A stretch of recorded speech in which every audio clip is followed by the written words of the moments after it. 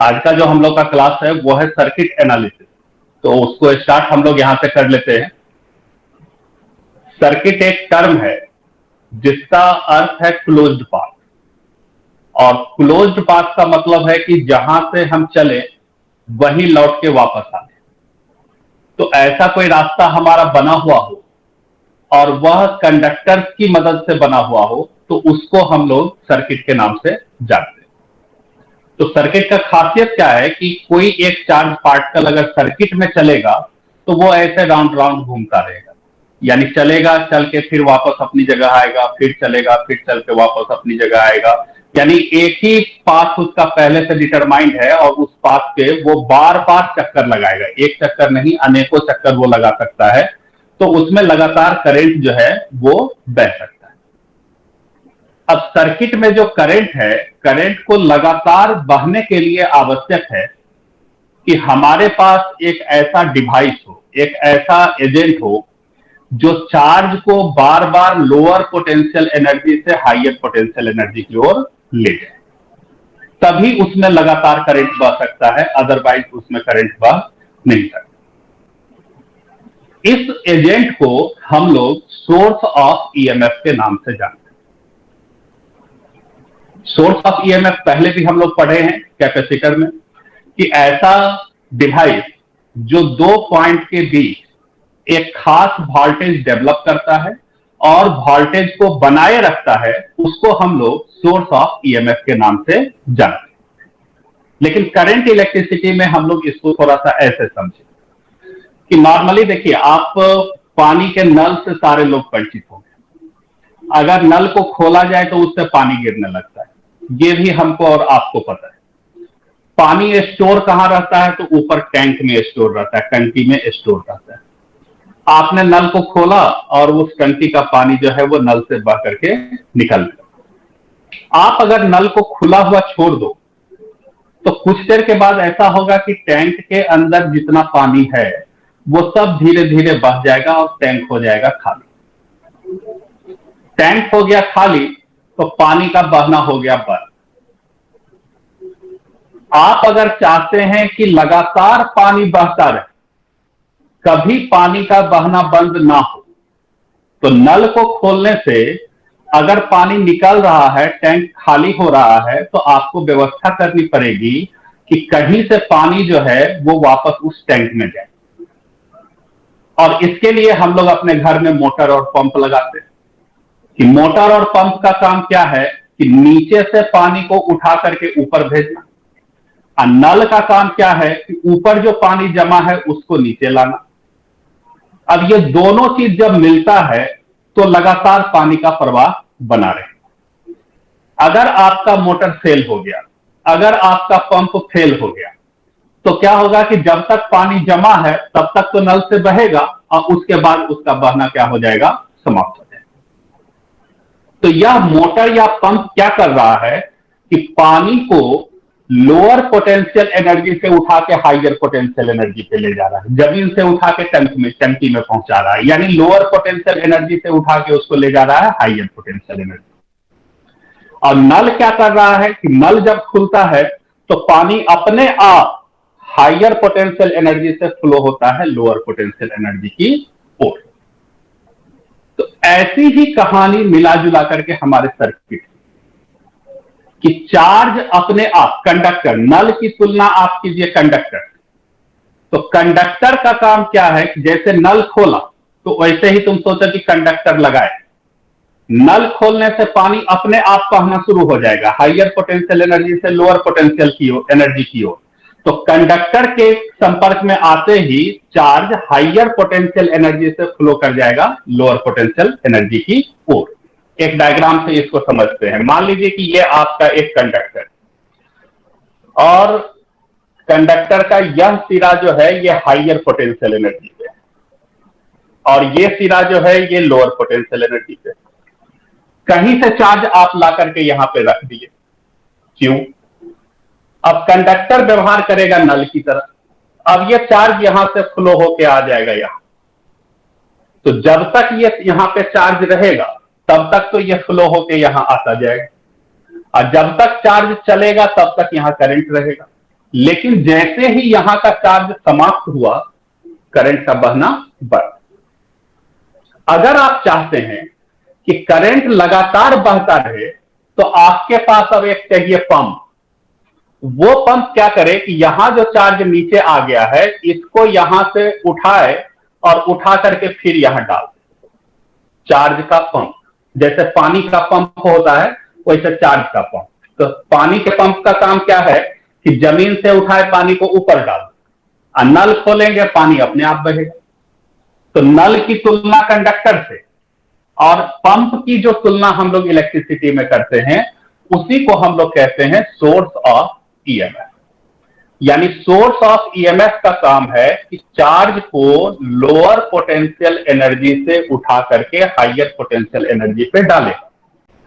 Conductor के अंदर charge अपने आप हायर पोटेंशियल एनर्जी से लोअर पोटेंशियल की ओर फ्लो हो अपने आप, यानी आपको धक्का नहीं देना है। कंडक्टर का ये गुण है कि कंडक्टर में अगर 2 पॉइंट बना हुआ है, एक जगह हायर पोटेंशियल एनर्जी है, एक जगह लोअर पोटेंशियल एनर्जी है, तो कंडक्टर चार्ज को चलने से रोकता नहीं है, चार्ज अपने आप चलना शुरू कर देगा। तो ये हमारे सोर्स ऑफ ईएमएफ की आवश्यकता है कि अगर हम चाहते हैं कि हमारा कोई क्लोज्ड पाथ हो और उस क्लोज्ड पाथ में लगातार करंट बहता रहे, तो उस क्लोज्ड पाथ के अंदर हमको एक सोर्स की आवश्यकता है। बिना सोर्स के लगातार करंट बहता हुआ नहीं रह सकता। इस सोर्स का काम होता है चार्ज को लोअर पोटेंशियल एनर्जी से उठा करके हायर पोटेंशियल एनर्जी पे पहुंचाना। और ऐसा करते वक्त ये सोर्स क्या करता है कि इन दोनों पॉइंट के बीच एक खास वोल्टेज डेवलप कर देता है। क्योंकि चार्ज को एक तरफ से उठाता है, दूसरी तरफ पहुंचाता है, तो कहीं चार्ज की कमी हो जाएगी, कहीं चार्ज की अधिकता हो जाएगी। तो वहां पे क्या होगा, एक अपने आप इलेक्ट्रिक फील्ड बन जाएगा और एक पोटेंशियल डिफरेंस वोल्टेज जो है वो क्रिएट हो जाएगा। तो सोर्स का पहला काम लोअर पोटेंशियल एनर्जी से हायर पोटेंशियल एनर्जी चार्ज को पहुंचाना। सोर्स का दूसरा काम 2 पॉइंट के बीच एक खास वोल्टेज को डेवलप करना, और डेवलप ही नहीं करना, उसको मेंटेन किए रहना। यह हमारे सोर्स ऑफ ईएमएफ का काम है। उस एजेंट को हम लोग सोर्स ऑफ ईएमएफ के नाम से जानते हैं। अब आइए हम लोग थोड़ा और कहानी को आगे बढ़ाएं। अब एक शब्द आ गया हम लोगों के पास, ईएमएफ। ईएमएफ का अगर आप फुल फॉर्म देखोगे तो ये हुआ इलेक्ट्रो, ई से हो गया इलेक्ट्रो, एम से हो गया मोटिव, एफ से हो गया फोर्स। तो नाम ये शॉर्ट फॉर्म है इलेक्ट्रोमोटिव फोर्स का। लेकिन ये मिसनोमर है। मिसनोमर का मतलब क्या है कि ये गलत नाम पड़ गया। ये वैसा ही है जैसे हिंदी में कभी कभी आप लोग कहावत सुने होंगे, मुहावरा सुने होंगे कि आंख का अंधा नाम नयन सुख। मतलब है आंख उसको नहीं, नाम उसका पड़ गया है नयन सुख। नयन सुख का मतलब कि आंख से उसको सुख मिल रहा है। आंख है ये नहीं है, उसको सुख क्या मिलेगा, लेकिन नाम उसका पड़ गया है नयन सुख। तो उसी तरह इलेक्ट्रोमोटिव फोर्स जो है ये मिसनोमर, ये फोर्स है ही नहीं और नाम इसका पड़ गया है फोर्स। ये वास्तव में क्या है, तो ये वर्क किसका, तो इस एजेंट का, इस सोर्स का। इलेक्ट्रोमोटिव फोर्स वर्क है, फोर्स नहीं है। अब किसका वर्क है, तो सोर्स ऑफ एजेंट। तो जैसे ही वर्क की बात आएगी तो 2 बात हमारे दिमाग में आएगी कि फोर्स लगेगा और डिस्प्लेसमेंट होगा। बिना फोर्स और डिस्प्लेसमेंट के तो वर्क होता नहीं।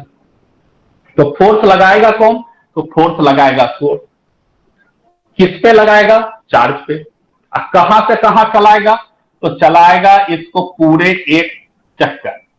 इस चार्ज को एक चक्कर लगाने में सोर्स जितना वर्क डन करेगा उसको ही हम लोग ईएमएफ के नाम से पुकारते हैं। शर्त है कि हमारा जो चार्ज होना चाहिए वो 1 कूलाम का होना चाहिए, यानी यूनिट चार्ज होना चाहिए। यानी यूनिट चार्ज को सर्किट का एक चक्कर लगाने में सोर्स उस चार्ज पे जितना वर्क डन करेगा उस वर्क को ही हम लोग ईएमएफ के नाम से जानते हैं। तो मैथमेटिकली अगर हम लोग इसको लिखना चाहेंगे तो मैथमेटिकली हो जाएगा EMF is equal to W/Q। W source या W एजेंट, जो भी आप लिखना चाहते हैं, W ऑफ सोर्स बटा Q या W ऑफ एजेंट बटा Q। अब यहां पे आके बहुत सारा कंफ्यूजन भी जनरेट हो जाता है, और यही कारण है कि 12th का जो फिजिक्स में ये वाला पार्ट है ये थोड़ा सा मुश्किल हो जाता है, लोगों को याद करने में थोड़ी दिक्कत होती है। अब ऐसा हमने बहुत सारा परिभाषा पढ़ लिया है, W बटा Q हमारे लिए नया नहीं, उनके लिए नया होगा जो पुराना चीज भूल गए, और जो पुराना चीज भूले नहीं है उनके लिए ये नया नहीं। W बटा Q हम लोग एक बार नहीं अनेक बार पढ़े। हम लोगों ने पढ़ा पोटेंशियल, तो work done by agent in displacing a charge from reference point to a given point inside electric field without acceleration per unit charge is known as electric potential। तो इलेक्ट्रिक पोटेंशियल का भी हमने परिभाषा पढ़ा, V is equal to W agent बटा Q। Potential difference, work done per unit test charge in displacing a charge from one point to another point inside an electric field is known as potential difference, delta V, voltage। delta V is also W agent बटा Q। अब ये तीसरा हम लोग पढ़ रहे हैं, EMF is also work done by source या work done by agent per unit test charge in moving charge once around the circuit is known as electromotive force, W source बटा Q।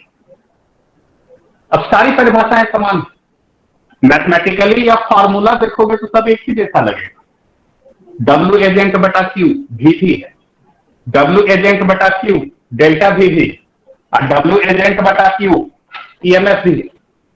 लेकिन अगर आप अच्छे स्टूडेंट हैं, अगर आप ज्ञानवान स्टूडेंट हैं, अगर आपने बढ़िया से पढ़ा है, अगर आपने मेहनत करी है, तो आपको इनके बीच का बारीक फर्क को याद रखना पड़ेगा कि फर्क क्या है। तो फर्क है डिस्प्लेसमेंट का। इसको भी कब कहेंगे, तो जब रेफरेंस से लाएंगे पॉइंट तक। डेल्टा भी कब कहेंगे, जब एक पॉइंट से ले जाएंगे दूसरे पॉइंट तक।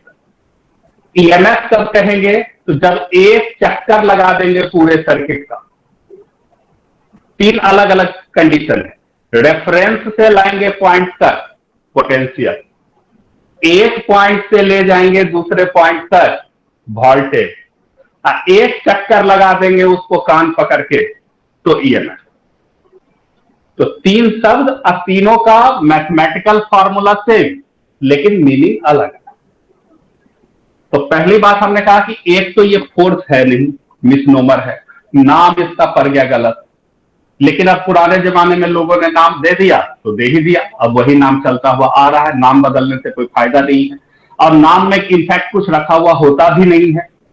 मेरा नाम एस मिश्रा होने की जगह P मिश्रा हो जाए तो कोई फर्क नहीं पड़ेगा, चीज तो हम वही रहेंगे जो है, वो तो हम बदलेंगे नहीं। अगर आज से हम अपना नाम बदल के यूसुफ खान रख लें तो उससे कोई फर्क तो पड़ने नहीं जा रहा, हम तो वही रहेंगे जो है, उससे तो हमारा कोई लेना देना नहीं। ठीक है, अब नाम में कुछ नहीं है, जो भी चीज है वो क्या है, तो उसके अंदर के कॉन्सेप्ट। तो कॉन्सेप्ट हमको समझना है कि नाम इसका भले पड़ गया फोर्स, लेकिन ये फोर्स नहीं, ये क्या है, तो ये है work done by agent per unit test. किसके लिए, तो एक चक्कर लगाने के लिए, एक चक्कर लगाने में जो वर्क डन होगा वही होगा। अब चूंकि मैथमेटिकल परिभाषा सेम है, तो हम इसका यूनिट निकालना चाहें तो वही निकलेगा। वर्क का यूनिट जूल, चार्ज का यूनिट कूलाम, तो जूल बटा कूलाम। और जूल बटा कूलाम को हम लोग एक वोल्ट कहने का आदत सीख लिए हैं, तो इसका भी यूनिट जो होगा वो वोल्ट ही होगा। ठीक है, तो EMF जो है, EMF का यूनिट और डायमेंशन जो है वो वही है जो पोटेंशियल का या पोटेंशियल डिफरेंस का है। जो यूनिट या डायमेंशन पोटेंशियल डिफरेंस का है वही यूनिट या डायमेंशन हमारे EMF का है। अब रहा कि इसका काम, तो काम तो दो आपको बता दिए। पहला काम आपको बताया कि ये लोअर पोटेंशियल से हायर पोटेंशियल की ओर ले जाता है, और दूसरा कि एक वोल्टेज डेवलप करता है, एक पोटेंशियल डिफरेंस को डेवलप करता है। तो इस पोटेंशियल डिफरेंस का वैल्यू कितना होगा? तो इस पोटेंशियल डिफरेंस का वैल्यू इस ईएमएफ के वैल्यू के न्यूमेरिकली सेम होगा, नंबर में सेम होगा। इसको हम लोग सर्किट में एक खास सिंबल से रिप्रेजेंट करते हैं, ऐसे दिखाते हैं, एक लाइन खींच के, एक बड़ा लाइन और एक छोटा लाइन। तो ये सिंबल आप पहले से परिचित हो। अब बड़ा वाला लाइन से भी आप परिचित हो कि ये हाइयर पोटेंशियल साइड है, इसको हम लोग प्लस साइड कहते हैं। और छोटा वाले लाइन से भी आप परिचित हो कि लोअर पोटेंशियल साइड है, इसको हम माइनस पॉइंट कहते हैं। और इसका ईएमएफ का वैल्यू ई है। मान लो यह पॉइंट है ए और यह पॉइंट है बी। तो यह सोर्स क्या करेगा कि ए और बी के बीच वोल्टेज डेवलप कर देगा। वोल्टेज डेवलप करने का मतलब ए का पोटेंशियल कुछ और होगा, बी का पोटेंशियल कुछ और होगा। ये दोनों पोटेंशियल आपस में समान नहीं होंगे। तो इन दोनों को घटाएंगे तो इनका डिफरेंस मिलेगा, V A minus V B. इसको हम लोग कभी कभी सिंपली वी भी लिख लेते हैं। डेल्टा वी थोड़ा बड़ा लगता है तो उसको लोग डेल्टा शब्द को खा जाते हैं, सिर्फ वी लिखते हैं। लेकिन अगर सही लिखा जाए तो ये डेल्टा वी है, लेकिन उसको लोग फिर भी वी लिख लेते हैं। इसको सीधा वोल्टेज कहते हैं। तो V A minus V B is equal to voltage. और इस वोल्टेज का जो न्यूमेरिकल वैल्यू होगा वो ईएमएफ ई के बराबर। ये हम लोग के सोर्स ऑफ ईएमएफ की हो गई पूरी कहानी। फिर से मैं इस पूरे कहानी को आपके लिए समराइज कर देता हूं कि अगर कंडक्टर का कोई क्लोज पाथ हो जिसमें करंट बह सकता हो, उसको हम लोग सर्किट के नाम से जानते हैं। पहला पॉइंट। दूसरा पॉइंट, सर्किट में लगातार करंट बहे, इसके लिए जरूरी है कि हमारे पास एक ऐसा एजेंट हो जो चार्ज को लोअर पोटेंशियल एनर्जी से ले जा सके हायर पोटेंशियल एनर्जी की ओर, और दो पॉइंट के बीच में वोल्टेज को डेवलप कर सके। इस एजेंट को हम लोग सोर्स ऑफ ईएमएफ के नाम से जानते हैं। तीसरा पॉइंट, ईएमएफ का फुल फॉर्म इलेक्ट्रोमोटिव फोर्स है, लेकिन यह मिसनोमर है, यानी गलत नाम है। यह वास्तव में यूनिट चार्ज को सर्किट का एक चक्कर लगवाने में सोर्स के द्वारा किया गया वर्क डन है। चौथा पॉइंट, सिंबल इसका ई है और फॉर्मूला डब्ल्यू एजेंट बटा क्यू है। पांचवा पॉइंट, इसका यूनिट या डायमेंशन पोटेंशियल या पोटेंशियल डिफरेंस के जैसा है। छठा पॉइंट, यह जब किसी दो पॉइंट के साथ अटैच किया जाता है, जोड़ा जाता है, तो इन दोनों पॉइंट के बीच एक वोल्टेज बनाता है, और उस वोल्टेज का वैल्यू ईएमएफ के वैल्यू के न्यूमेरिकली बराबर होता है। तो टोटल 6 पॉइंट में आप सोर्स ऑफ ईएमएफ को समराइज करो। और अब मुझे लगता है कि आप लोग को ये 6 पॉइंट याद हो गए। तो अभी हम लोग जो बात कर रहे थे वो बात कर रहे थे सोर्स ऑफ ईएमएफ का, लेकिन जो डिस्क्रिप्शन आपको दिया गया, जो वर्णन आपको दिया गया, वह एक आइडियल सोर्स, आदर्श सोर्स का दिया गया। जो रियल सोर्स होता है, उस रियल सोर्स की खासियत क्या होती है कि वो करंट चार्ज को लोअर पोटेंशियल से हायर पोटेंशियल की ओर तो ले जाता है, लेकिन इंटरनल चार्ज को ले जाने में विरोध का भी उसको सामना करना पड़ता है। अपने अंदर से उसको विरोध होता है, यानी उसके इनसाइड से चार्ज के मोशन का विरोध होता है। यानी दोनों काम साथ साथ चलता है। चार्ज को ले भी जाता है और उसके अंदर का कुछ हिस्सा ऐसा भी है जो चार्ज को ले जाने का अपोज भी करता है। यानी जैसे मान लो कि यहां पे हमने कहा कि ये मेरा है सोर्स, तो इसका काम है कि चार्ज को लोअर पोटेंशियल से हायर पोटेंशियल की ओर ले जाना। तो ये ले भी जाता है, लेकिन इसके अंदर कुछ तत्व ऐसे भी होते हैं जो चार्ज का इधर से इधर जाने का अपोज भी करते हैं। तो इनको हम लोग इंटरनल रेजिस्टेंस के नाम से जानते हैं। यानी जो रियल सोर्स ऑफ ईएमएफ होता है उसमें दो भाग होते हैं। एक तो ईएमएफ है जो चार्ज को लोअर से ले जाएगा हाइयर तक, और दूसरा उसका एक और छोटा सा चीज है, उसके अंदर का जो कंपोजिशन है, जिस चीज से वो बना हुआ है, उसकी खासियत है कि वो चार्ज को ले जाने का विरोध भी करता है, अपोज भी करता है। उसको हम लोग इंटरनल रेजिस्टेंस कहते हैं। और ये बहुत सारी चीजों पे डिपेंड करता है कि जैसे ये दो पॉइंट के बीच की दूरी क्या है, दोनों प्लेट के बीच का डिस्टेंस कितना है, ये जो हमारा सोर्स ऑफ ईएमएफ बना हुआ है ये किस मटेरियल का बना हुआ है, कौन सा इलेक्ट्रोलाइट इसमें यूज किया गया है, कितना कंसंट्रेशन में यूज किया गया है, ठीक है। तो इन सारी चीजों पे निर्भर करता है, लंबाई कितना है, चौड़ाई कितना है, तो इन सारी चीजों पे वो निर्भर करता है। इसको हम लोग इंटरनल रेजिस्टेंस के नाम से जानते हैं। और अगर इसको हम लोग सर्किट में एक रियल सोर्स को दिखाते हैं तो परंपरा ये है कि हम लोग एक रेजिस्टेंस और एक ईएमएफ, इन दोनों को मिला करके दिखाते हैं। इस पूरे को मिला करके हम लोग कहेंगे कि ये मेरा रियल सोर्स, यानी रियल सोर्स ऑफ ईएमएफ के अंदर दो चीज, एक ईएमएफ और दूसरा इंटरनल रेजिस्टेंस। अब इसकी खासियत क्या है, ये भी वोल्टेज डेवलप करेगा। मान लो कि यह पॉइंट है ए और यह पॉइंट है बी, तो यह भी ए और बी के बीच वोल्टेज बनाएगा, VA माइनस VB, यानी V क्रिएट करेगा। लेकिन इसका जो वोल्टेज होगा वो हमेशा ईएमएफ के बराबर नहीं, ये ईएमएफ के बराबर भी हो सकता है, ईएमएफ से ज्यादा भी हो सकता है, और ईएमएफ से कम भी हो सकता है। तो टोटल तीन कंडीशन एग्जिस्ट करते हैं। ईएमएफ के बराबर भी हो सकता है, दूसरा ईएमएफ से छोटा भी हो सकता है, और तीसरा ईएमएफ से बड़ा भी हो सकता है। तो हम लोग को सीखना है कि एक रियल सोर्स अगर जुड़ा हुआ हो तो उसमें वोल्टेज और ईएमएफ के बीच आपस में क्या रिलेशनशिप है, यही इस टॉपिक का मेन उद्देश्य है। तो अब आप सीखिए यहां से कि पहला कंडीशन कि जब इसमें कोई करंट नहीं बह रहा हो, यानी सोर्स यानी सर्किट में हो ही नहीं, या सर्किट में हो भी तो उसमें ऐसा कुछ परिस्थिति हो कि इससे कोई करंट बह ही नहीं रहा।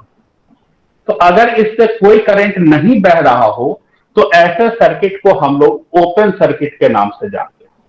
और ओपन सर्किट की खासियत होती है कि ईएमएफ और वोल्टेज दोनों सेम होते हैं, यानी दोनों में कोई फर्क नहीं होगा, जितना ईएमएफ होगा उतना ही हमारा वोल्टेज होगा। कंडीशन 2 पे आई, दूसरा कंडीशन देखें। दूसरा कंडीशन यह है कि इससे करंट निकल रहा, इसका जो पॉजिटिव प्लेट है, इस पॉजिटिव प्लेट से करंट निकल रहा, बाहर आ रहा, प्लस वाले प्लेट से करंट बाहर आ रहा। तो ऐसे कंडीशन को हम लोग डिस्चार्जिंग सोर्स के नाम से जानते हैं। हम लोग कहते हैं कि हमारा सोर्स जो है वो डिस्चार्ज हो रहा है। एकदम गौर से सुनना, एकदम छोटा छोटा पॉइंट है कि पॉजिटिव प्लेट से करंट निकल के बाहर आ रहा, तो सोर्स का नाम हो गया डिस्चार्जिंग। और जब डिस्चार्जिंग होगा तब वोल्टेज छोटा हो जाएगा, वोल्टेज बराबर होगा E minus I into small R, जहां स्मॉल आर हो गया इंटरनल रेजिस्टेंस, ये वाला जो रेजिस्टेंस है, जो इसका अंदर का रेजिस्टेंस है इंटरनल रेजिस्टेंस, आई हो गया करंट का वैल्यू, और ई हो गया ईएमएफ का वैल्यू। तो अब जो वोल्टेज बनेगा उस वोल्टेज का वैल्यू होगा E माइनस आई आर। तीसरा कंडीशन है कि करंट इससे निकल नहीं रहा, करंट इसी में जा रहा, पॉजिटिव प्लेट की ओर जा रहा। तो जब करंट पॉजिटिव प्लेट की ओर जा रहा हो तो ऐसे कंडीशन को हम लोग कहते हैं चार्जिंग। मोबाइल में सुना है ना कि चार्ज होता है और डिस्चार्ज होता है, यानी सोर्स से करंट जब बाहर निकले, सोर्स के प्लस वाले से जब करंट बाहर निकले तो सोर्स डिस्चार्ज होता है, यानी उसकी ताकत धीरे धीरे घटती जाती है। और जब करंट सोर्स की ओर जाए तो सोर्स को हम कहते हैं कि सोर्स अब हमारा क्या हो रहा है, चार्ज हो रहा है। तो जब चार्जिंग का कंडीशन हो जाए तो वोल्टेज हमारा बड़ा होता है, V is equal to E plus I into R. ये हमारा टोटल तीनों पॉइंट हो गया कि हमारा रियल सोर्स में वोल्टेज और ईएमएफ, आइडियल सोर्स में तो हमेशा सेम होगा, आइडियल सोर्स जो हम लोग पीछे पढ़े, तो आइडियल सोर्स में ईएमएफ और वोल्टेज दोनों का न्यूमेरिकल वैल्यू हमेशा सेम है, लेकिन रियल सोर्स में कभी बड़ा भी हो सकता है, कभी छोटा भी हो सकता है, कभी बराबर भी हो सकता है। तो उस कंडीशन को भी हम लोगों को सीखना है, तो वो कंडीशन भी हम लोग सीखे और इसको भी अब हम समराइज कर देते हैं।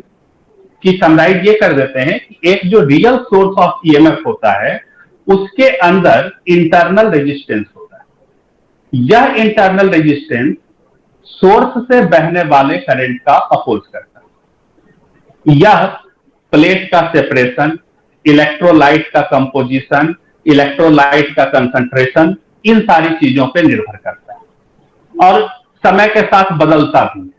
यानी अगर बिल्कुल नया बैटरी तुम्हारे पास हो तो इंटरनल रेजिस्टेंस उसका कम होगा, लेकिन बैटरी को तुम सर्किट में लगा दो और उसका उपयोग होने लगे तो धीरे धीरे उसका इंटरनल रेजिस्टेंस जो है वो बढ़ने लगता है। इसलिए पुराना बैटरी कम करंट देता है और नया बैटरी ज्यादा करंट देता है। समय के अनुसार भी ये चेंज करता है।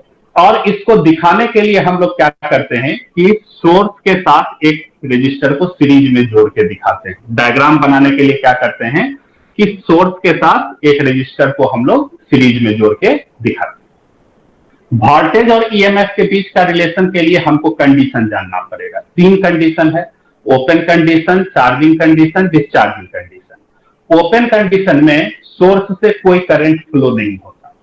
इस कंडीशन में वोल्टेज और ईएमएफ सेम होते हैं। डिस्चार्जिंग कंडीशन में करंट पॉजिटिव प्लेट से बाहर निकलता है। इस ऐसी परिस्थिति में V बराबर E माइनस आई आर होता है, यानी वोल्टेज ईएमएफ से छोटा होता है। और तीसरा है चार्जिंग कंडीशन, इसमें करंट पॉजिटिव प्लेट की ओर जाता है। तो ऐसी परिस्थिति में हमारा जो वोल्टेज होता है वो बड़ा होता है और उसका वैल्यू होता है V is equal to E plus I R. अब आ जाइए लास्ट पार्ट पे, और ये एक बड़ा इंपॉर्टेंट क्वेश्चन है, इसलिए इसको हमने यहाँ पे इंक्लूड कर दिया है, इसको जोड़ दिया है।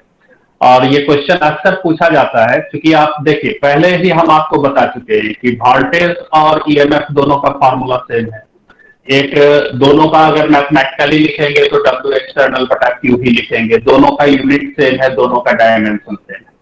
तो अक्सर एग्जाम में ये क्वेश्चन पूछता है। तो ये जो मैं अभी आपको बताने जा रहा हूं वो समझिएगा कि examination point of view important है। ये अक्सर पूछता है कि ईएमएफ में और वोल्टेज पोटेंशियल डिफरेंस में क्या अंतर, क्या फर्क। तो उसको हम लोग समझते हैं और उसके डिफरेंस को हम लोग याद रखने का प्रयास करते हैं। एग्जाम में क्वेश्चन आएगा तो 4-5 अंतर आपको लिखना है, और जो बहुत इंपॉर्टेंट तरीके से आप सुन लीजिए, याद कर लीजिए और समझिए।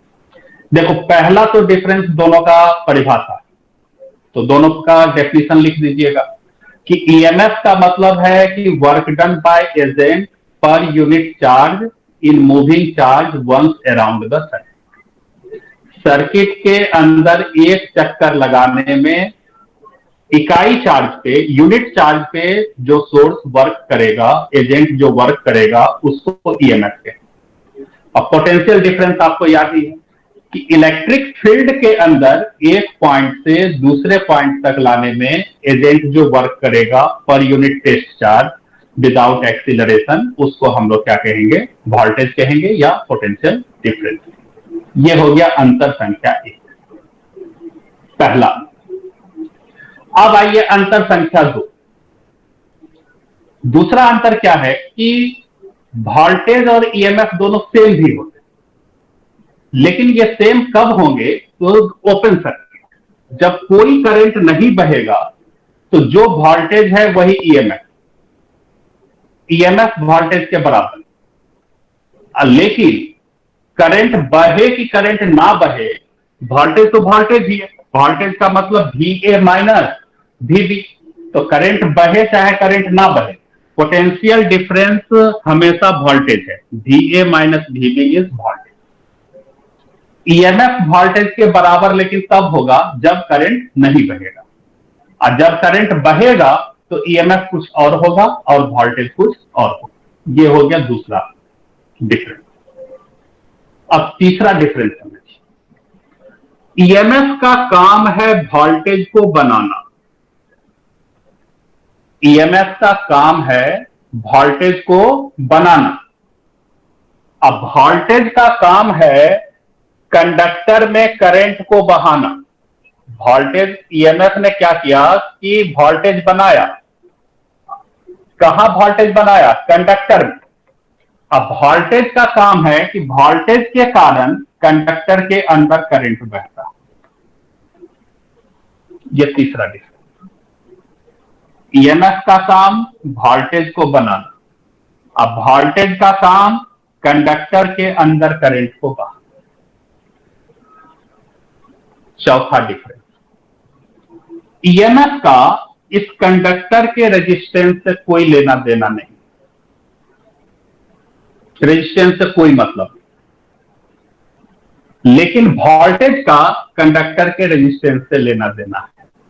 वो आगे हम लोग सीखेंगे कि अगर कंडक्टर का रेजिस्टेंस हम बदल दें तो वोल्टेज का वैल्यू बदल जाएगा। यह चौथा अंतर।